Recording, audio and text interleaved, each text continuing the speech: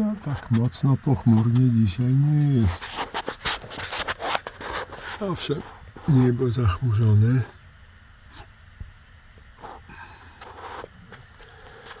Ale nie jest źle, ale włączyłem grzejnik, bo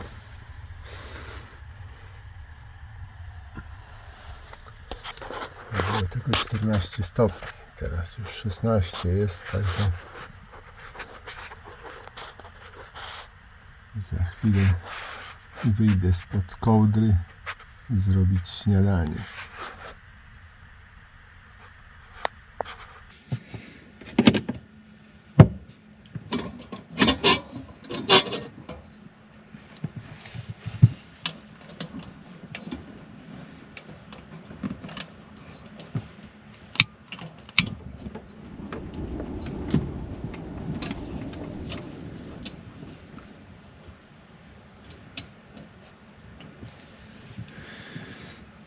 No dzisiaj mocne podmuchy wiatru są. Jest takie nawet ostrzeżenie o dosyć silnych wiatrach do godziny 17.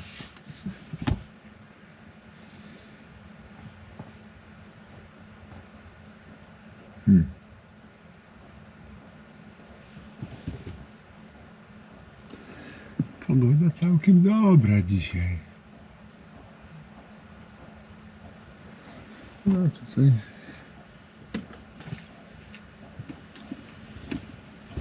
panele dosyć pracują nieźle. Czyli chyba tylko dachowe teraz pracują, bo teraz słońce jest tak, że tam gdzieś, że tu niewiele pada na te i jest 45 W. No, wzrasta tutaj napięcie. No, zakurzyło się już.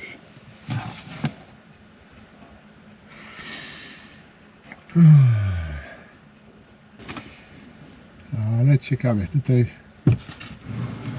tak bardzo minimalnie przyczepa jest przechylona na tę stronę, ale czuję to, widzę, że jest przechylona, nawet wewnątrz będąc.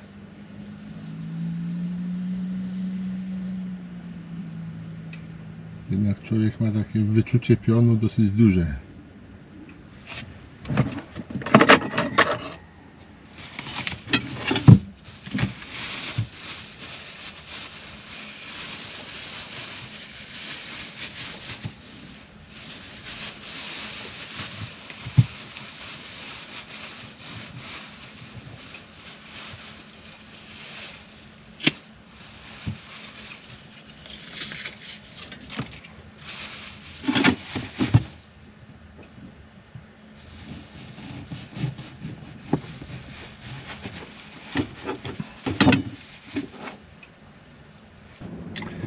No tutaj robi się coraz lepsza pogoda, chyba jednak pojadę dalej.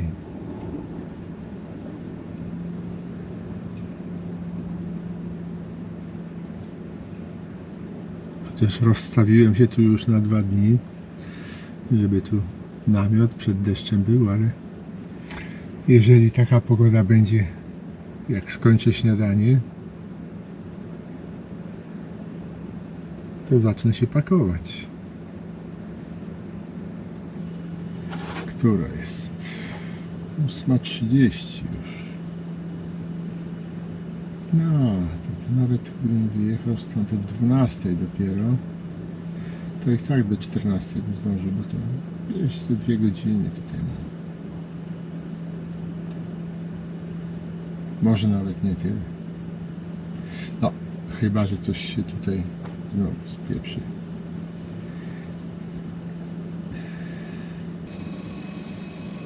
No teraz jest piękna pogoda.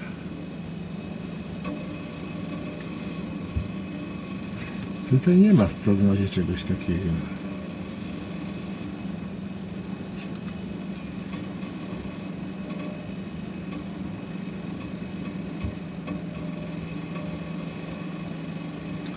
No jest niby tak lekkie słońce do 10.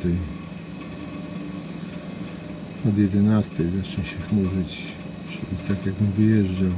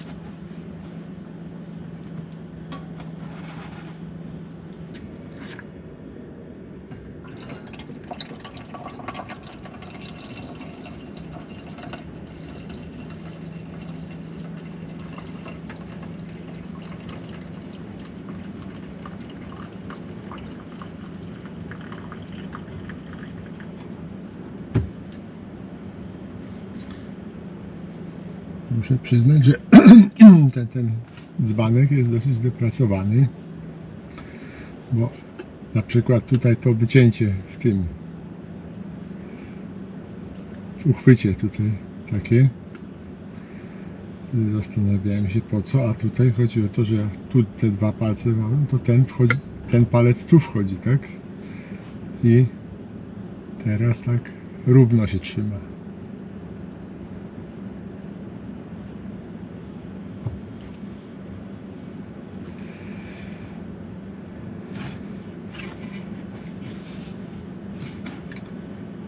Oj.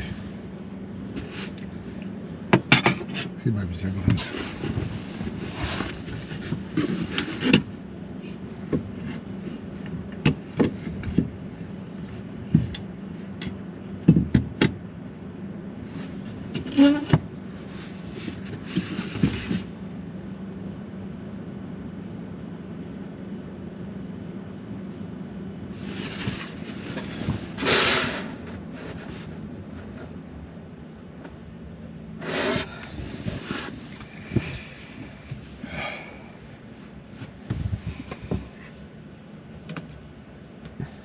A niby tylko 21, ale tutaj nadmuch ma 50 stopni i mi tutaj prosto w korpus nawiewa.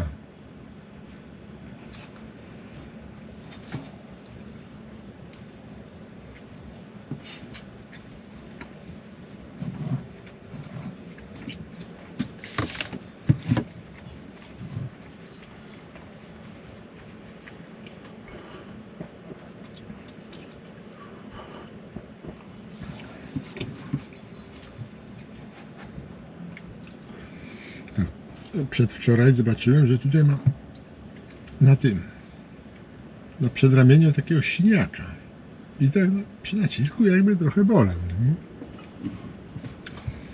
Nie pamiętam, żebym się tutaj uderzył gdziekolwiek, kiedykolwiek.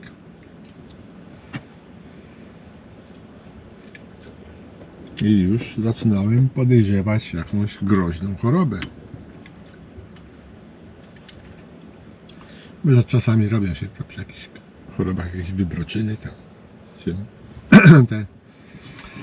ale wczoraj właśnie jak tutaj się mordowałem z tym ustawieniem tej przyczepy, to właśnie skonstatowałem, że tu przecież ja tutaj na przedramieniu podnoszę tą przyczepę, tak? I kant dachu tutaj mi się opiera akurat w tym miejscu, tak? Wczoraj właśnie zrobiłem sobie tutaj po tej stronie też coś takiego. Także myślę, że to żadna choroba, tylko praca.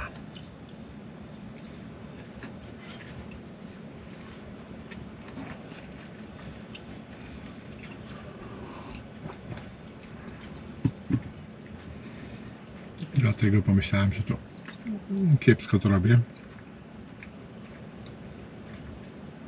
Przecież mam pasy parciane i teraz wezmę sobie po prostu pas tutaj przez ramię pod przyczepę i będę samymi nogami ciągnął, a nie rękoma.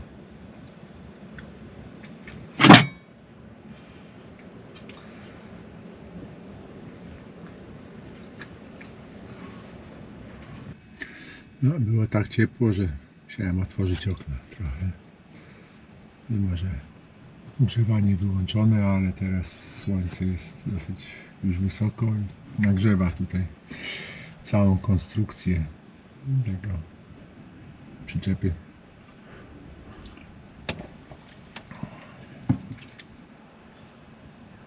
O.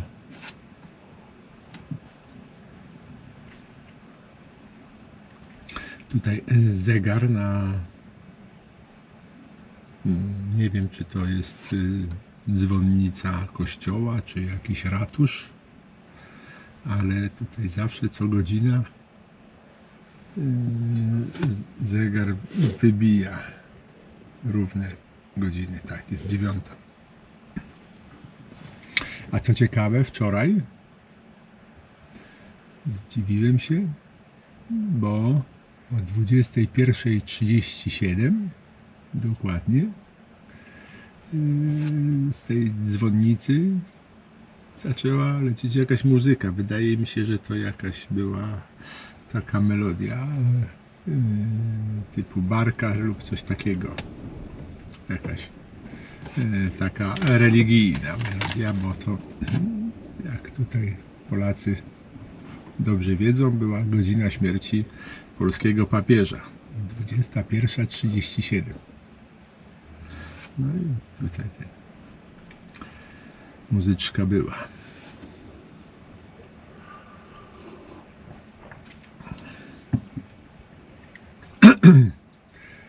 Dzisiaj przypomniałem sobie o opowieściach morskich, więc coś tam opowiem.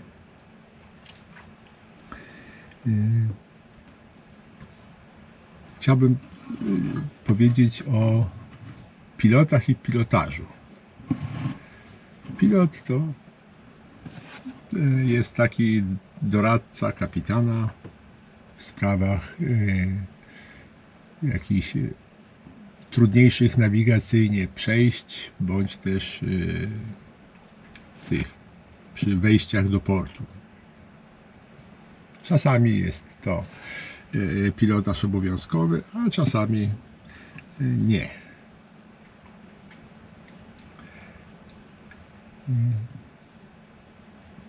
Piloci na statek przybywają w różny sposób.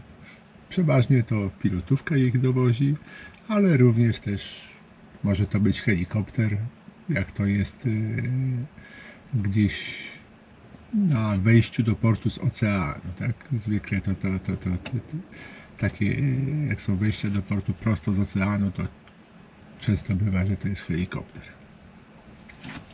Ale może być tak, że tak jak w Finlandii, że przyjedzie skuterem śnieżnym i jak jest gruby lód, tak,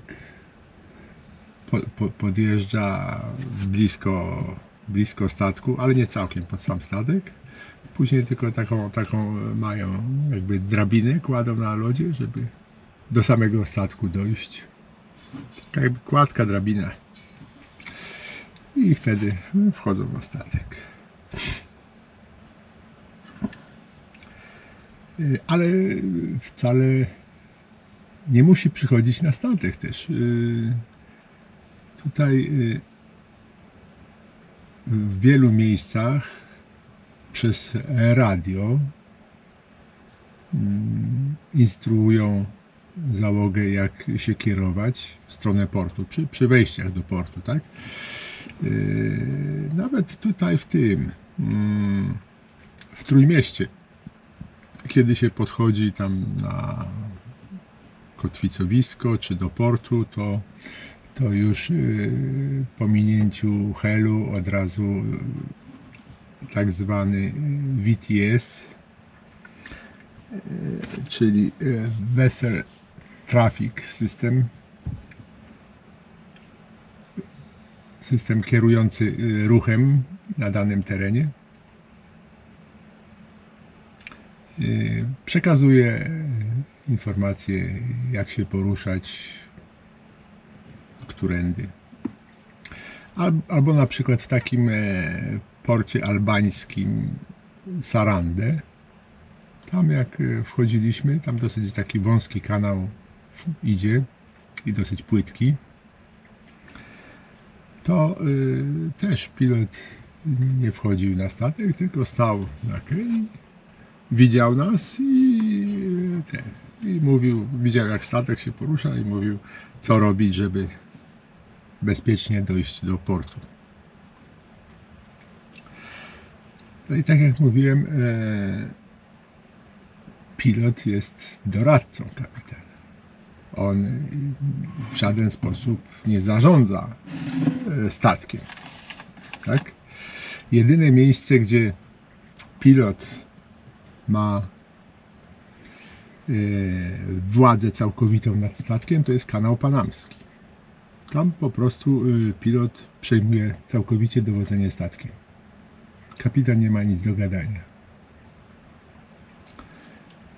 W pozostałych miejscach jest tak, że to kapitan decyduje.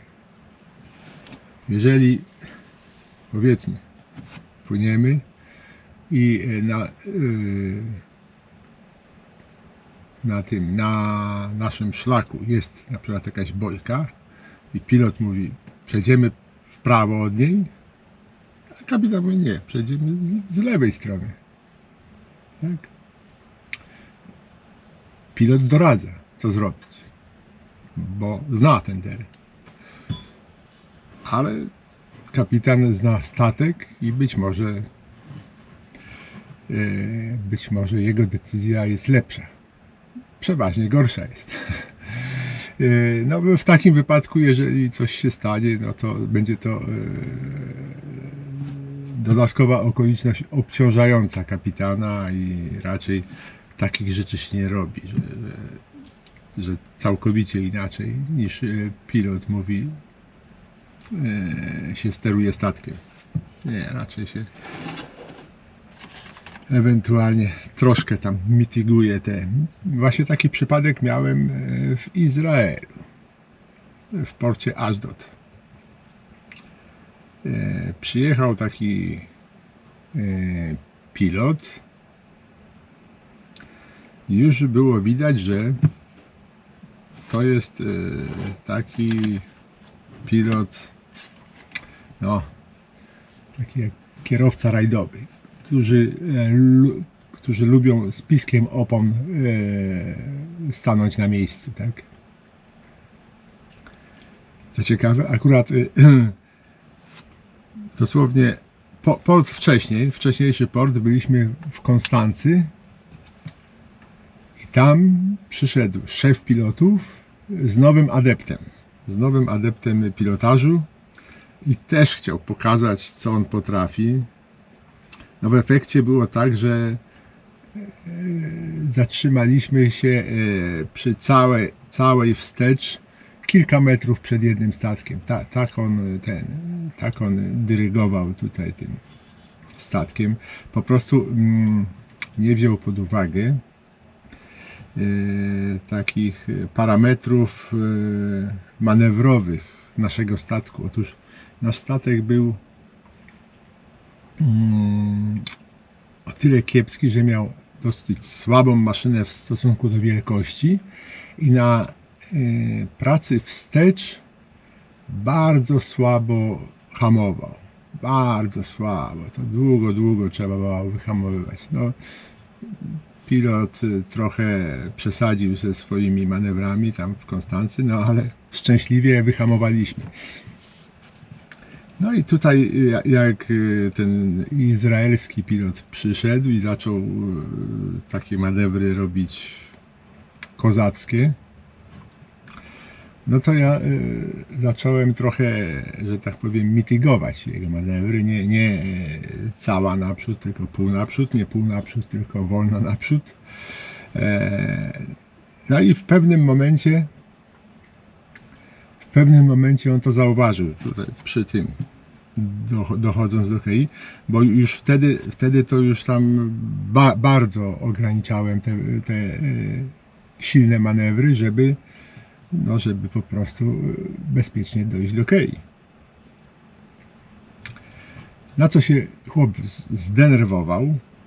Nie wiem czemu, bo generalnie to jest tak, że czasami, no powiedzmy w zachodniej Europie, to pilot mówi: kapitan, chcesz podejść sam? Proszę bardzo, podchodź tutaj. Tu jest keja, do tej kei ty steruj wszystkim. Nie ma problemu, nie? To jest standard. No, widocznie chyba nie w Izraelu, bo co dalej się stało? W końcu doszliśmy do Kei. Po pół godzinie po zacumowaniu, czy gdzieś po godzinie, przylatuje do mnie agent statkowy i mówi, że tutaj afera jest, pilot zrobił straszną aferę, że ja się go nie słuchałem i mam pojechać do kapitanatu portu, tłumaczyć się z tego faktu.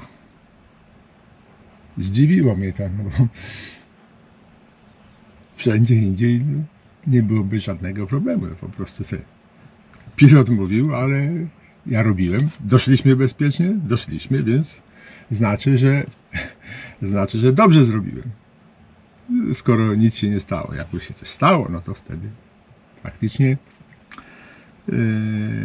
można by mnie nawet do odpowiedzialności karnej pociągnąć. No ale tutaj spokojnie, bezpiecznie dobiliśmy do nabrzeża.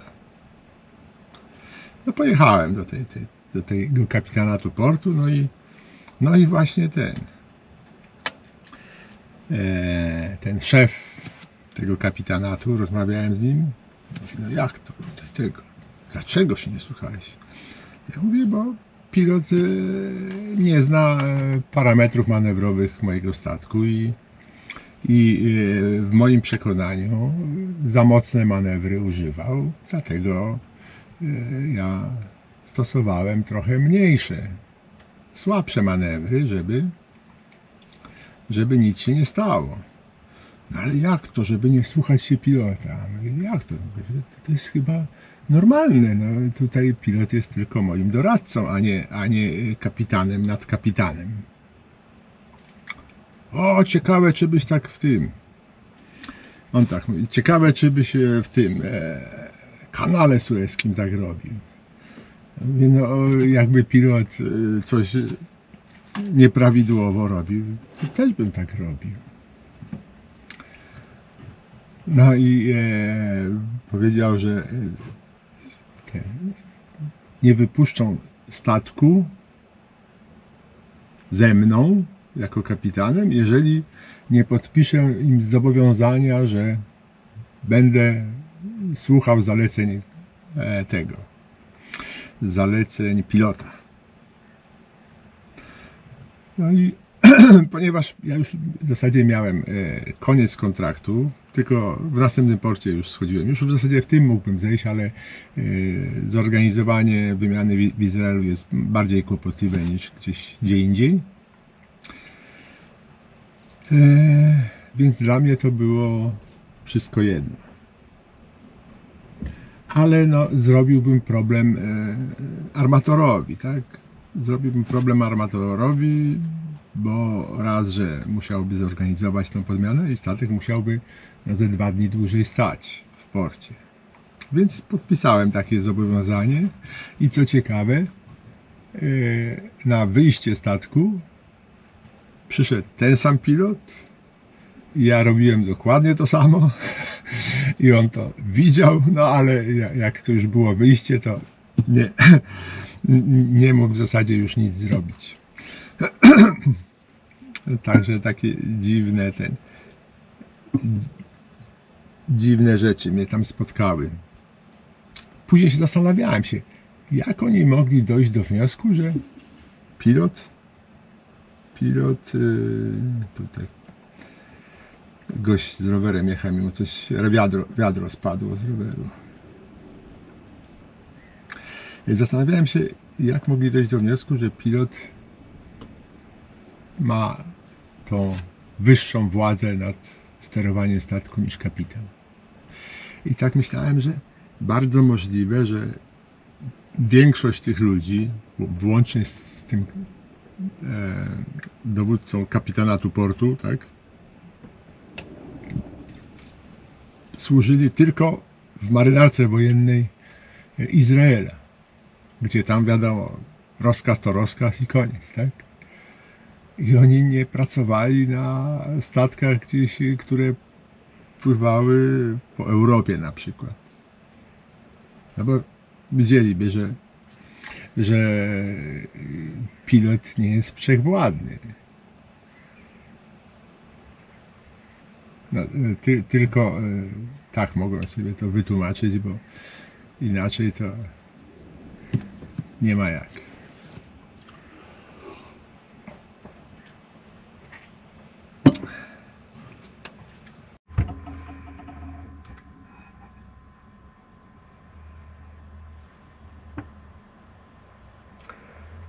Chyba jednak tu zostanę.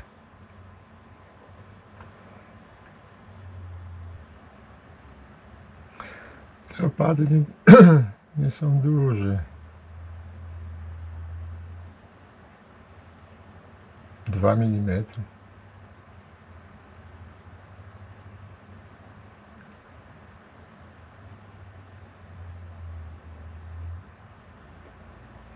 Dobrze. Nie ma co. Skoro decyduje się na zostanie, to trzeba gotować wodę do kąpieli. Bo w tej zimnej nie będę się kąpał. Dobrze. Sprzątam. Sprzątam tu i lecę.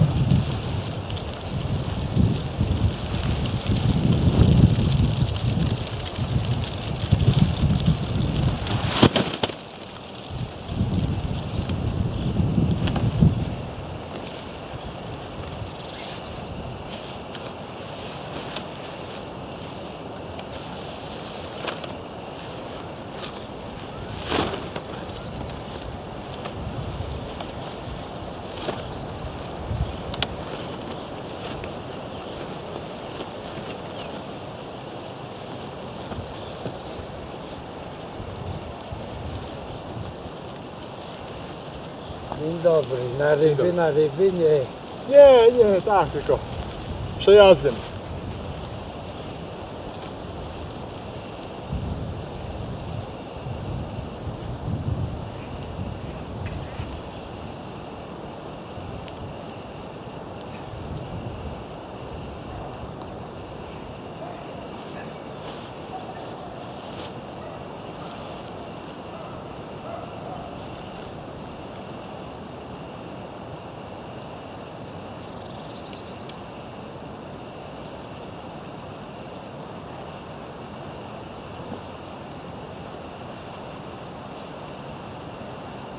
Blisko namiotu, żebym daleko nie chodził. Blisko namiotu, blisko przyczepy.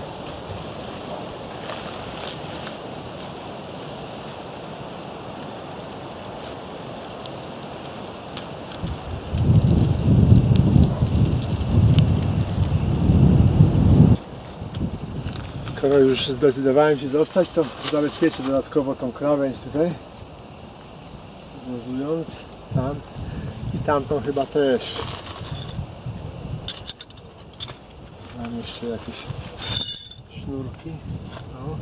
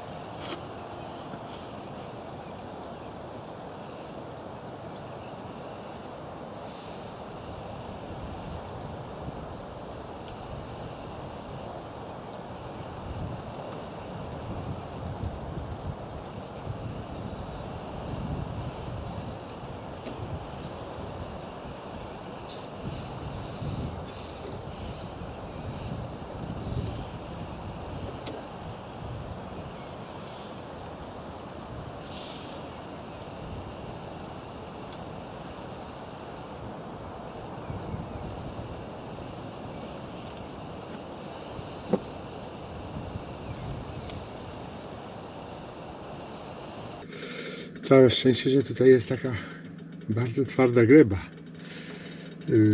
Właśnie taka piasek z ziemią i żwirem.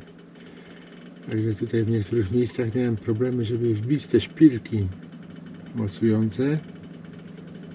No ale jeżeli ja miałem problem, żeby wbić je w grunt, to wiatr będzie miał problem, żeby je wyrwać.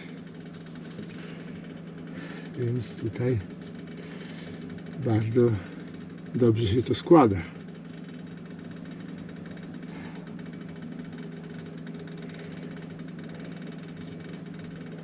Dobrze.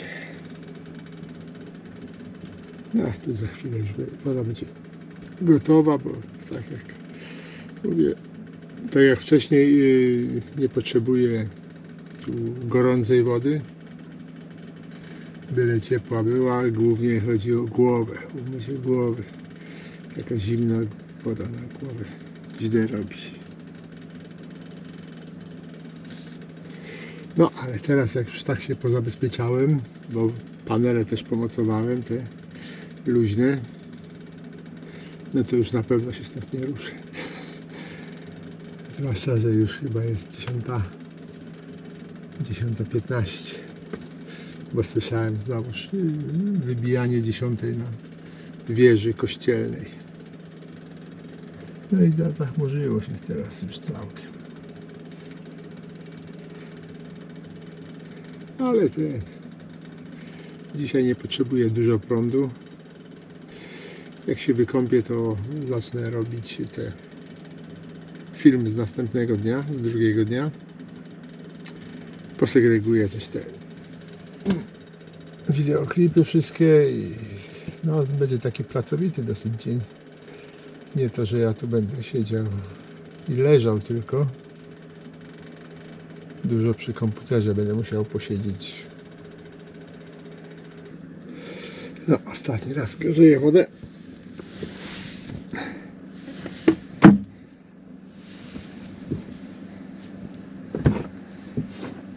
I wskakuję pod prysznic.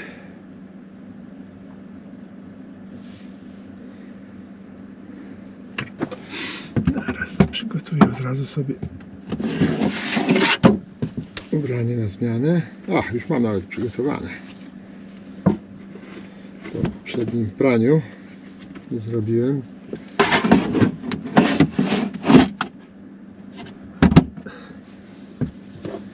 Te, które jeszcze nie używałem. Wziąłem czyste z domu, to tutaj są. Dobrze. Ręcznik.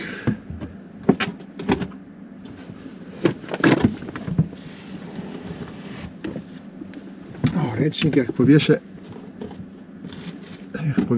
pod daszkiem, to przy tym wietrze to powinien się szybko wyschnąć. Jest godzina 11. Ja wykąpany. Zdecydowałem się nie ubierać, że tak powiem, tych dziennych rzeczy, tylko w tym dresiku, w którym śpię, pozostanę, bo tu tam wyjść do śmietnika, gdzieś tam na bok wysikać się, to nie muszę się ubierać specjalnie. A dzisiaj ciepło, jest cały czas chyba jest, oj, teraz już 12 stopni nawet jest.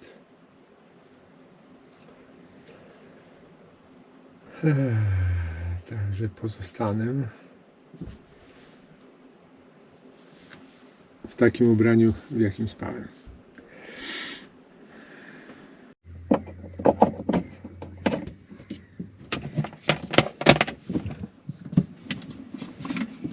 Włączyć inwerter.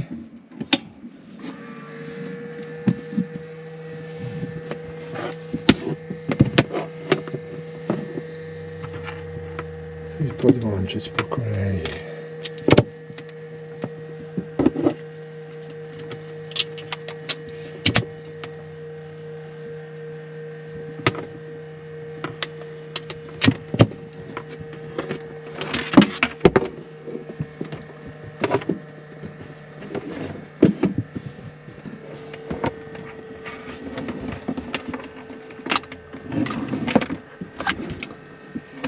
Tutaj z boku kabelki.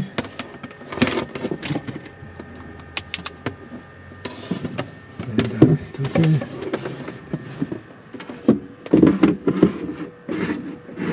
Tu niech leży.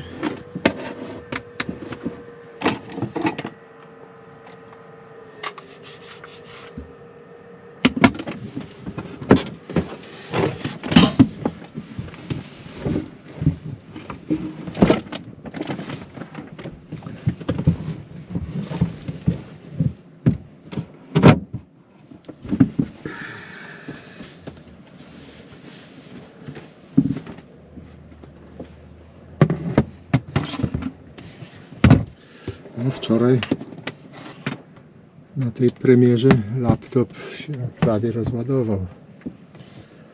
Teraz będzie pracować ostro inwerter.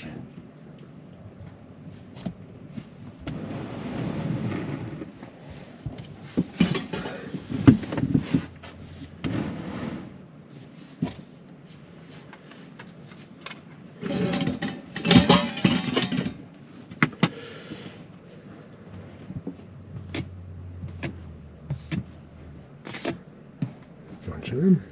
Nie.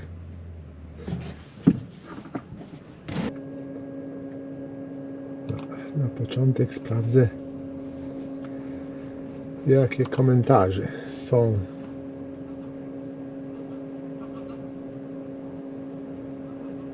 na temat wycieczki. O, już tu się wyświetla. Dziaduniu, co ty No tak, bardzo interesujący komentarz.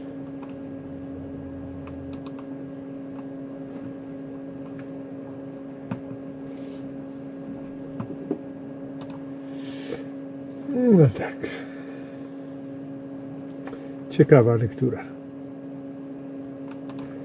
Co prawda, no, przeważają normalne te komentarze, ale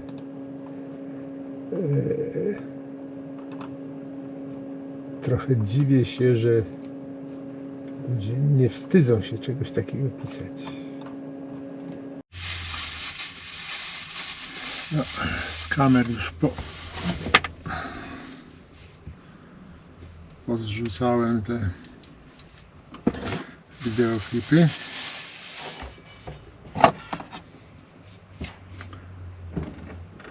Muszę porządek z nimi zrobić. Chyba zjem najpierw jakieś lekkie drugie śniadanie.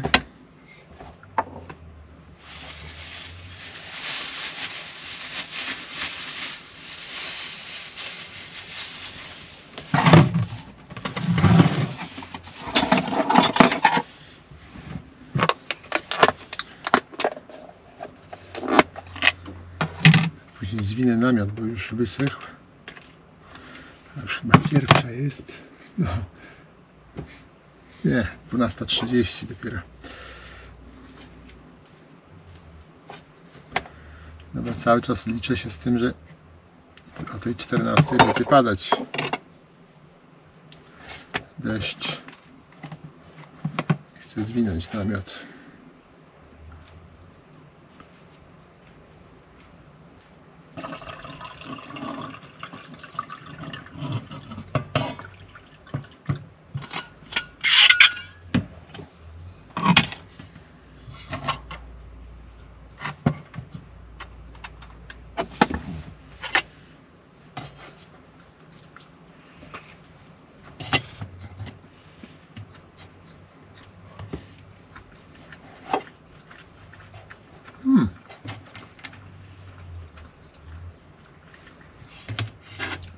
Całkiem sympatyczne.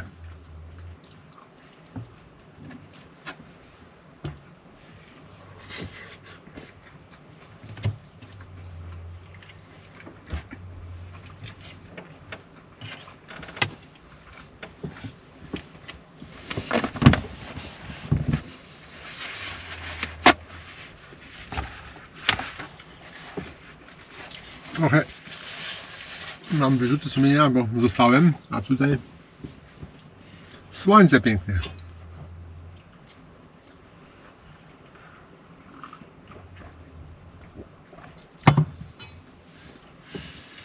Gdybym rano wstał wcześniej, to o tej porze już bym dojeżdżał na miejsce. Albo już byłbym na miejscu. Hmm.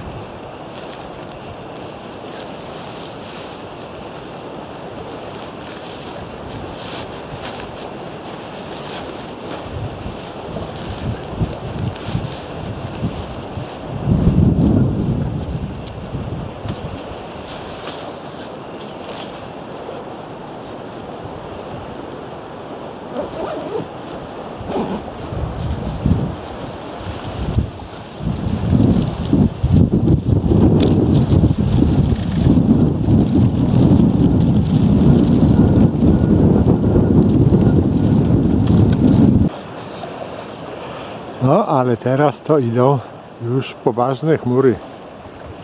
Widać tutaj chyba będzie z nich deszcz. No nie, prawie punktualnie. Za 4 minuty 14 i jest deszcz. Pada deszcz.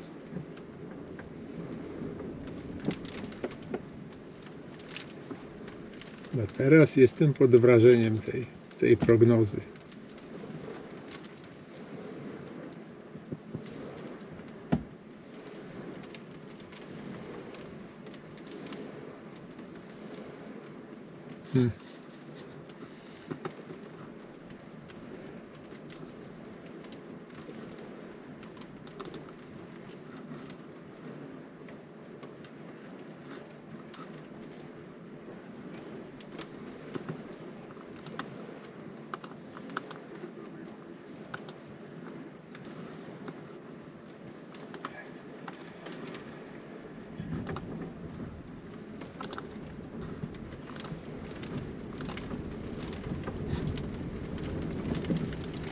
Wow. Żeby mi tutaj nie mojego żagla nie porwało.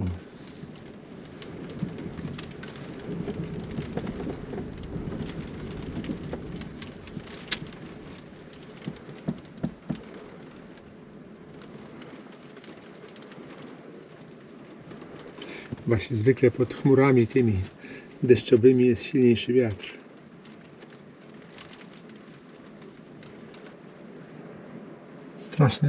Strasznie mocne porywy wiatru przechodzą. Cały czas wieje dosyć taki średni wiatr, ale w porywach jest dosyć mocny. Fala się zrobiła na jeziorze, słychać właśnie cały czas przybój.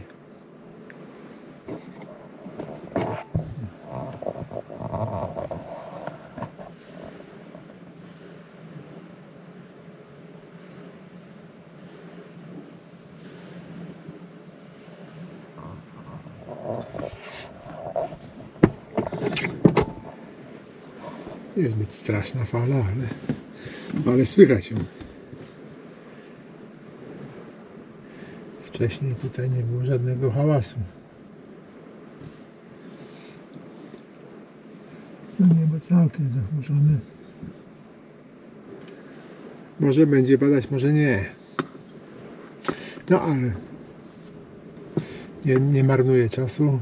Cały czas tutaj idzie produkcja.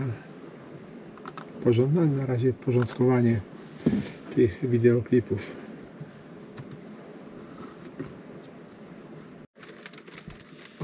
No i przyszła ta druga fala deszczu. Teraz tutaj pada, widać na jeziorze. No i widać tu na szybie.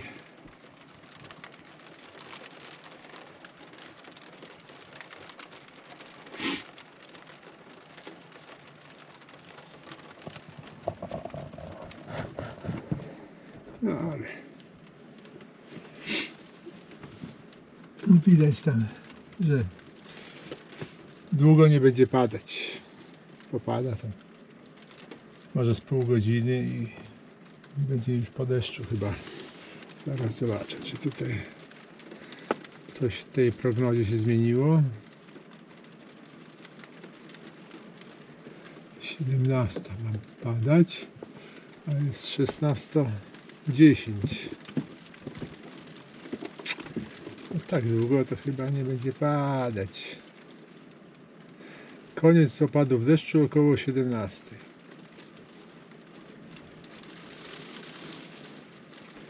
No tak, ale mówię, to zimny front przechodzi i będzie chłodno w nocy.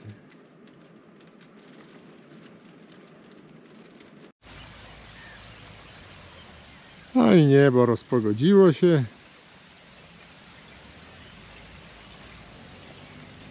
Tak jak było w planach.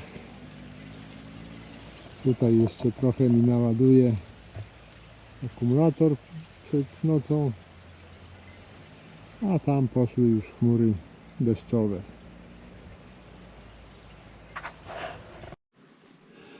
No, jest już 17, więc najwyższa pora coś przekąsić. Ładnie pachnie. Nie. Łyżką będę chyba go konsumował. To jest bigos z grzybami. No ale widzę, mięso też jest. Więc to nie tylko grzyby.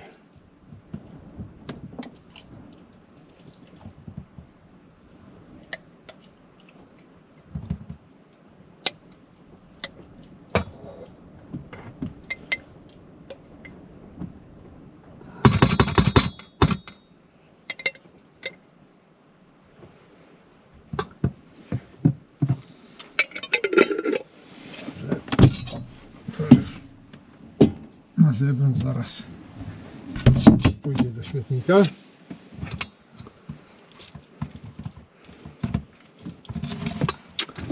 Trochę uszlachetnimy ten bigosik odrobiną wina.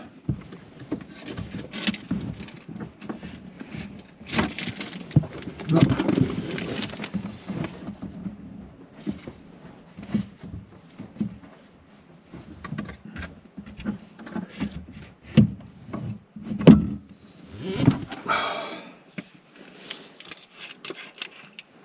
Dolejemy trochę. Dobrze. Będzie się lepiej gotować.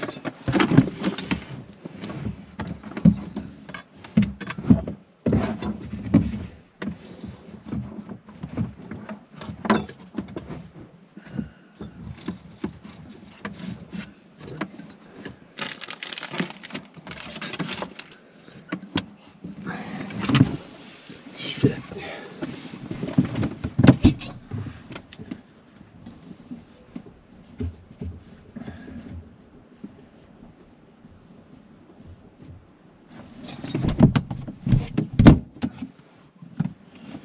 No ale żeby za mocno się nie grzał, to damy podkładkę termiczną.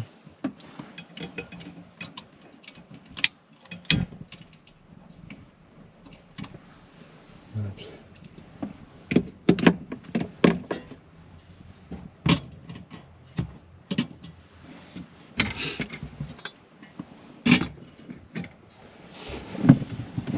No, to już można się rozebrać.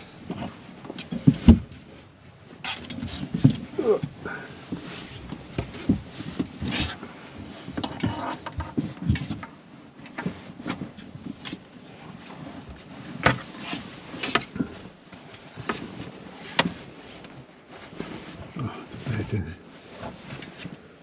rękawnik dobrze pracuje jako dywanik tam w tym.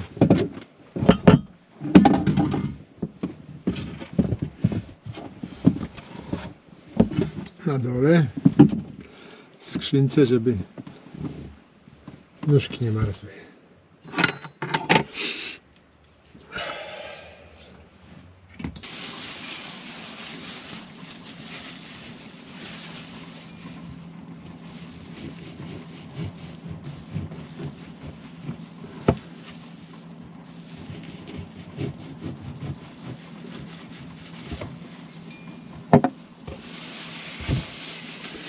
No i jutro trzeba znów chleb kupić. No jutro jakiś prowiant trzeba kupić.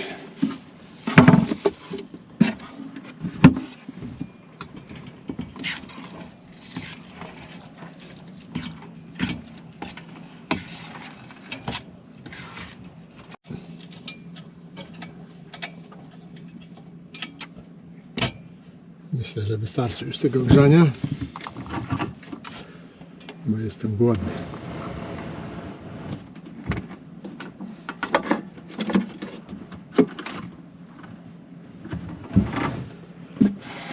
Okej.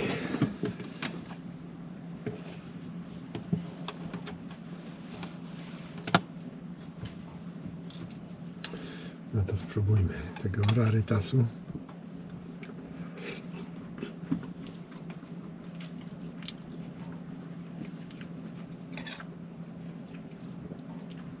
No. Chyba dobry.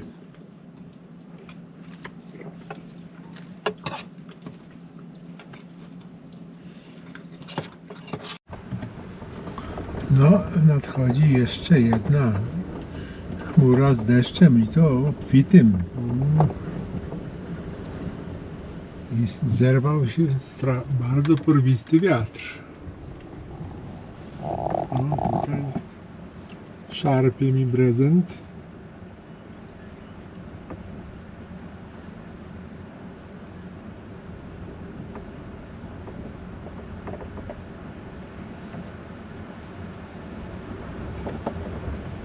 Oj, oj, aj, coś puściło. Coś puściło. Niestety muszę wyjść. Tam puściło mocowanie prezentu do słupka. No teraz nic nie zrobię z tym.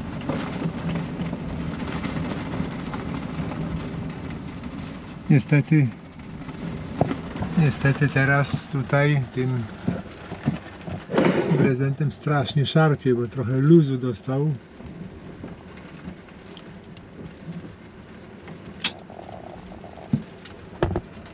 No cóż, mam tylko nadzieję, że ten szkwał szybko przejdzie.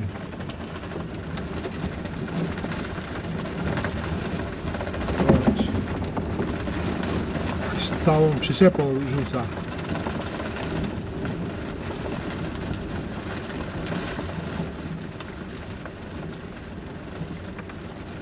A i jak tutaj został ręcznik na zewnątrz, bo jak zerwie mi ten prezent, to ręcznik mi zamoknie. Ach, znowu muszę iść tam ratować sytuację.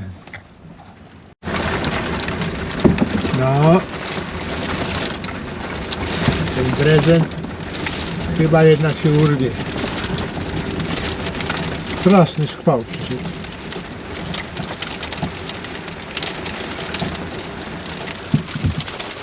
Tutaj momentalnie zerwała się fala.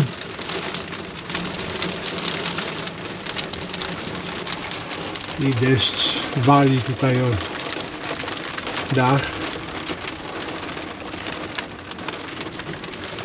No i widać tutaj jaka fala się zrobiła na jeziorze.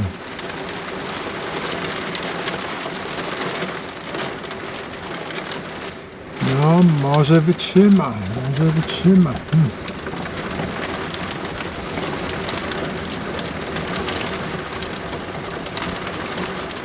A jeszcze kask został, ale no trudno, zmoknie trochę, ale kask tam wisi. Wiatr jest taki silny, że teraz cały rower będzie mokry.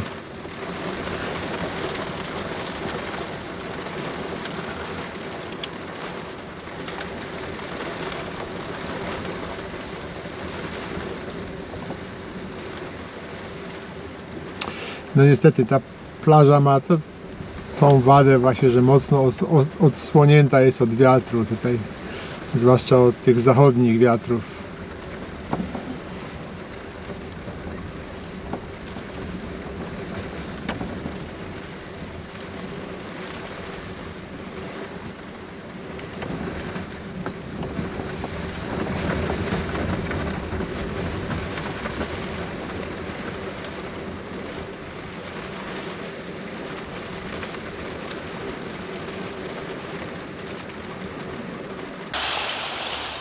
Wszystkie resztki lodu z jeziora, tam pod tamtym brzegiem był jeszcze lód, zwiało tutaj pod ten brzeg. Teraz już wiatr się uspokoił.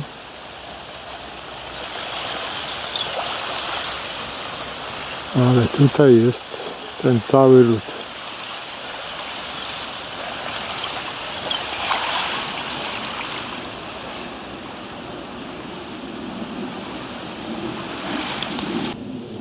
No a mój namiot przetrwał jakoś. Dobrze, że tutaj dołożyłem linki jeszcze dodatkowo, bo wytrzymało. Najbardziej się obawiałem o tą linkę. Ona jest cieniutka, kiepska.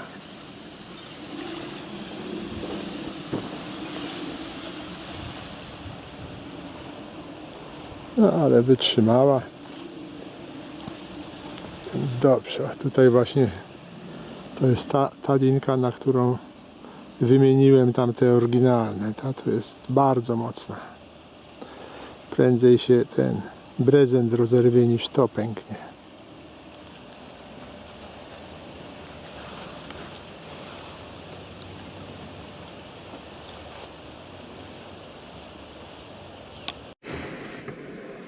No nieźle to poszło, nieźle.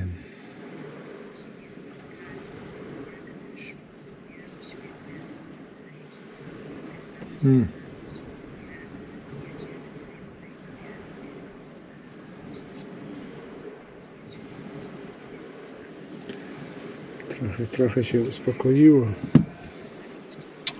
Ale widzę, że tam jeszcze idą chmury. Właśnie takie same.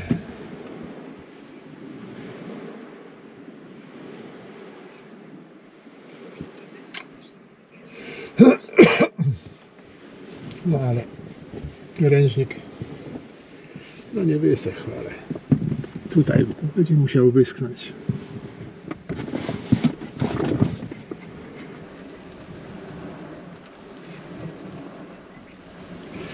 A teraz wyszedłem, ten kask na drugą stronę kierownicy przełożyłem.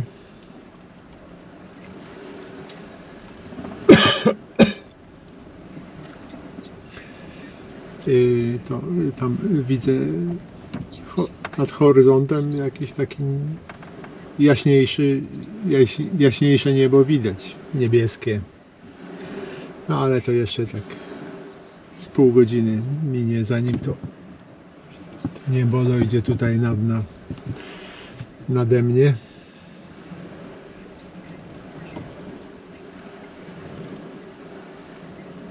Ale zwykle ten taki największy szkwał jest na początku chmury. Jak idzie chmura, to właśnie z deszczem taka w tym froncie zimnym, to zwykle na początku jest takie uderzenie, szkwał.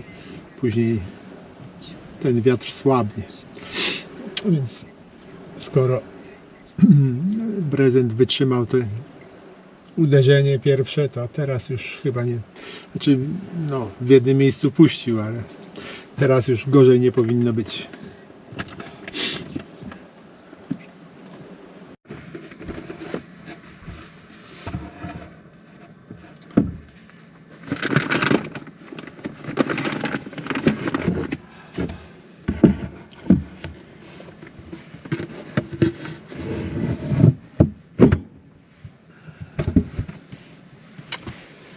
No i to koniec tego przesiedzianego dnia.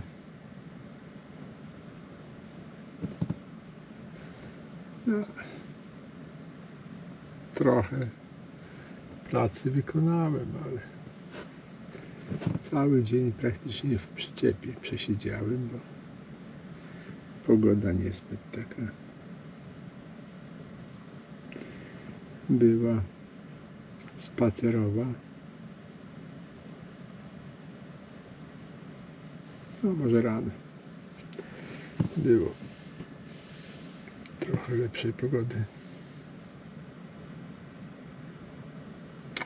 No ale już następne dni to już będzie cały czas podróż.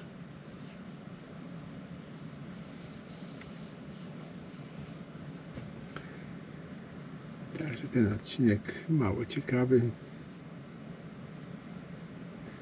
ale następne może będą trochę lepsze. Więc do zobaczenia w następnych odcinkach, tych lepszych.